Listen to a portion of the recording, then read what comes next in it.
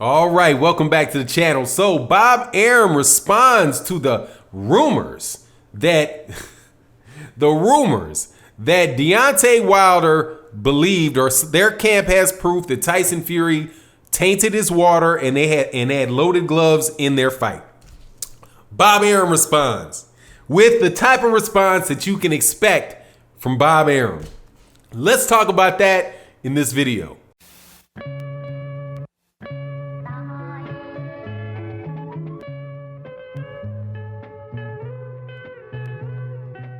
All right, welcome back to the channel. So this last weekend, the videos came out, the news came out that Deontay Wilder, the former WBC champion, someone in his camp or close to him, or could have been him. I've not heard anything directly from anybody. So, and I also listened carefully to what Bob Arum said. So I'm going to keep it like this. I don't know who said it. However, it seems that it's coming out of Deontay Wilder's camp.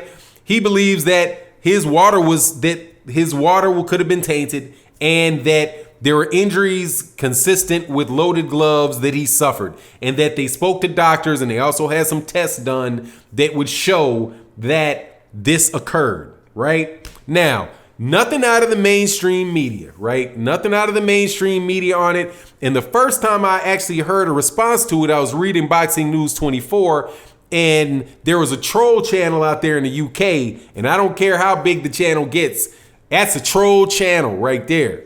Troll channel, a Deontay Wilder troll channel, interviewed Bob Arum, and Bob Arum gives his response, and it is just so predictable. He says that this is Las Vegas, it's impossible.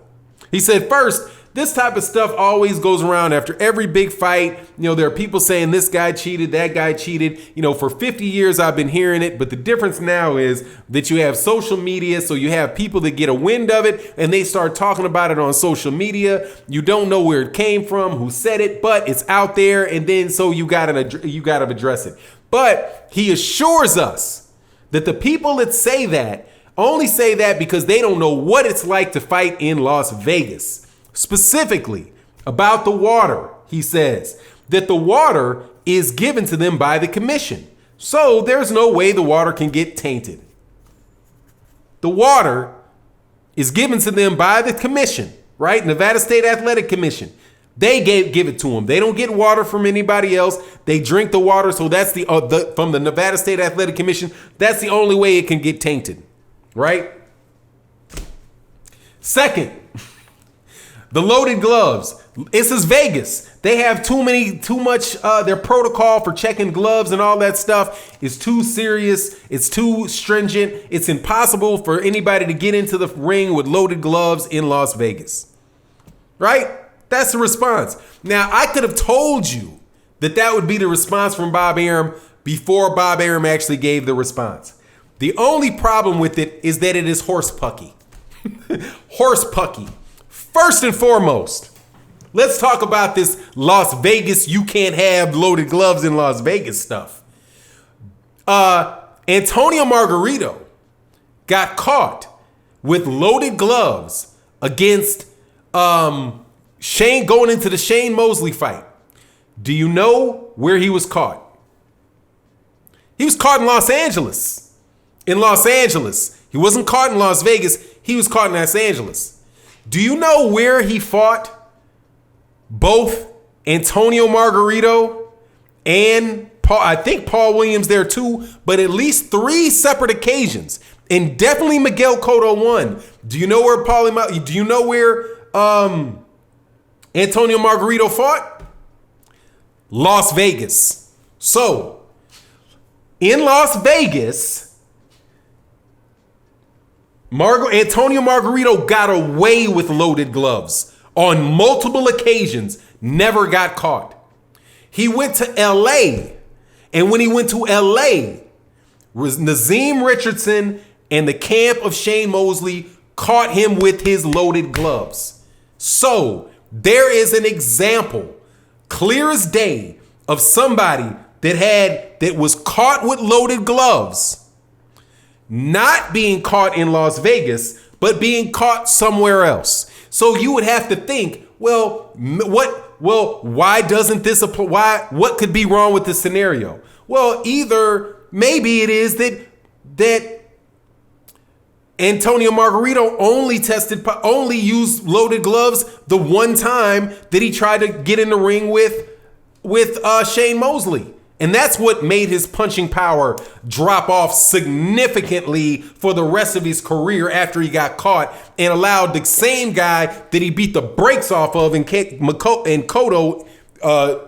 Cotto in Las Vegas, who he beat the brakes off of before he got caught, to beat the brakes off of him once he once he had been caught with his gloves being loaded.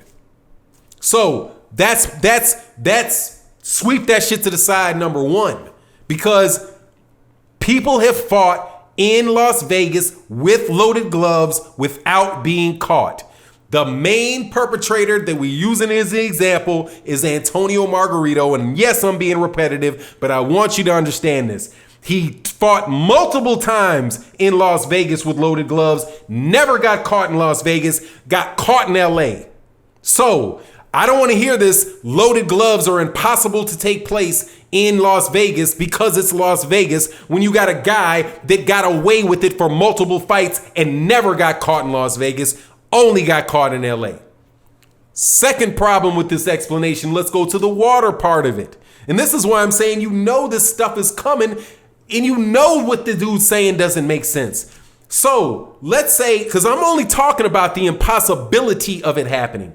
And I've been very, very clear with this every time I've ever made a video. I do not know whether or not Tyson Fury did any of this, right? I don't know that. I think that where there's smoke, there may be fire, but I don't know this. But what I will say is, and I continually say, that do not come to me telling me that it is impossible for people to cheat. So Bob Arum uses this example of the water with Nevada, right? Nobody could have tainted his water. Nobody could have tainted Deontay Wilder's water because he gets the water from the commission. Really? I could have sworn that I watched Deontay Wilder about 2 hours before the fight come down from his suite, walk through a crowd of people, and then go into the locker room before the fight. Do you know what that means? Deontay Wilder was in the building for hours before, relatively close to the fight, with plenty of opportunity to taint his water, because he was not under the supervision of the commission for the entire day. He was under the supervision of the commission for maybe a few hours before the fight took place.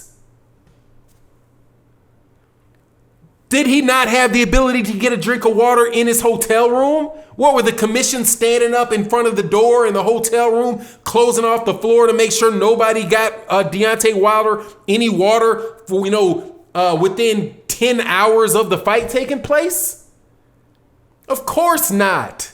So the idea that nobody could have tainted his water is silly, because he was in the hotel, not in the locker room, away from the commission for a significant amount of time. Unless that is somebody wants to tell me that there were commission people that were walking down and left that elevator with him, because I know I saw him walk down and I saw him and his entourage around him. I didn't see anybody. I saw maybe a couple security people once he got close and had to walk through a sea of people in the hotel. That's it. And even that walk was crazy. Him walking through the hotel amongst all them people. Anyway, look, I'm not saying that Tyson, I know for sure Tyson Fury did that, the gloves, any of that. When I saw a knuckle, I said, look, dude, they're saying there's a knuckle there. It looks like a knuckle to me. You can't tell me it's impossible, right? Because you have somebody like an Ishe Smith to say, this is impossible, right? But then you have Dewey Cooper and Steve Cunningham and Joey Spencer all say, nah, it's not impossible at all. In fact, this is how you do it, and I know that people have done it before. I have a dude, if there is any way to get Panama Lewis level of a cheater in an interview, and you to tell him, hey man, is there any way you can cheat in Las Vegas? Man, he would be like, of course there is. Where there's a will, there's a way. Once you know what the rules are, where the gaps in the rules are, then you take advantage of whatever blind spots they have. So again, I'm not saying that I know for sure that any of this is true. But whenever somebody in boxing, and I just tell you this just in life in general, not just in boxing, when somebody tries to convince you that it is impossible that something will happen, impossible, think carefully before you believe them, right? The Hindenburg, right? This gigantic blimp, right? That was this mega huge blimp that was going to be all the new raids in transportation. It was impossible that it could blow up and kill all them people. Then it blew up and killed all them people. Let's get out of here, man. It is not impossible to cheat. The idea that you're pitching that it's impossible to cheat tells me that you're not really looking into this thing very carefully.